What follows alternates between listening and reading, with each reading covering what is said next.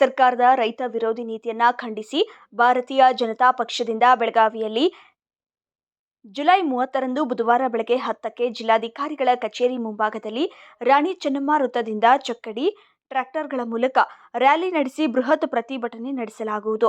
ರೈತರು ಸಾವಿರಾರು ಸಂಖ್ಯೆಯಲ್ಲಿ ಪಾಲ್ಗೊಳ್ಳಬೇಕೆಂದು ಬಿಜೆಪಿ ರೈತ ಮೋರ್ಚಾ ಜಿಲ್ಲಾಧ್ಯಕ್ಷ ಜಗದೀಶ್ ಬೂದಿಹಾಳ ಕರೆ ನೀಡಿದರು.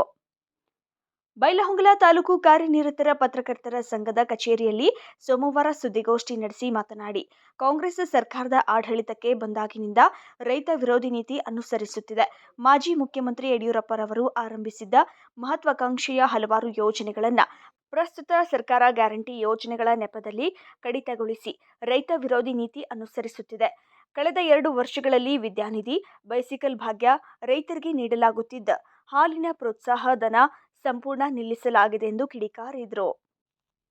ಬಿಜೆಪಿ ಜಿಲ್ಲಾ ಉಪಾಧ್ಯಕ್ಷ ಗುರುಮೆಟಗುಡ್ಡ ಮಾತನಾಡಿ, ಬಿಜೆಪಿ ಆಡಳಿತದ ಸಂದರ್ಭದಲ್ಲಿ ಕಿಸಾನ್ ಸನ್ಮಾನ ಹೆಸರಿನಲ್ಲಿ ನೀಡಲಾಗುತ್ತಿದ್ದ ರಾಜ್ಯದ 52 ಲಕ್ಷ ರೈತರಿಗೆ ತಲಾ 4,000 ರೂಪಾಯಿಗಳನ್ನು ನಿಲ್ಲಿಸಲಾಗಿದೆ.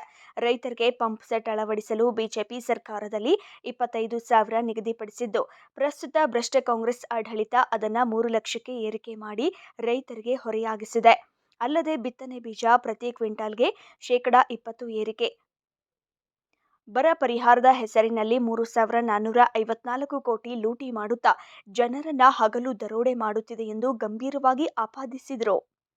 ಇನ್ನು ಸುದ್ದಿಗೋಷ್ಠಿಯಲ್ಲಿ ಬಿಜೆಪಿ ಮಂಡಲ ಅಧ್ಯಕ್ಷ ಸುಭಾಷ್ ತುರಮರಿ, ಬಿಜೆಪಿ ಜಿಲ್ಲಾ ಸಹಕಾರ ಪ್ರಕೋಷ್ಠದ ಸಂಚಾಲಕ ಸುನಿಲ್ ಮರಕುಂಬಿ, ಜಿಲ್ಲಾ ಮಾಧ್ಯಮ ಪ್ರಮುಖ ಸಚಿನ್ ಕಡಿ, ಒಬಿಸಿ ಮೋರ್ಚಾ ಜಿಲ್ಲಾ ಪ್ರಧಾನ ಕಾರ್ಯದರ್ಶಿ ಸಂತೋಷ್ ಹಡಪದ, ಮಂಡಲ ಪ್ರಧಾನ ಕಾರ್ಯದರ್ಶಿಗಳಾದ ಲಕ್ಕಪ್ಪ ಕಾರಗಿ, ವಿಶಾಲ ಬೋಗುರ, ಪುರಸಭೆ ಸದಸ್ಯ ಸಾಗರ ಬಾವಿಮನಿ, ಆಕಾಶ್ ಮಲ್ಲಭನವರ ಇತರರು ಇದ್ದರು.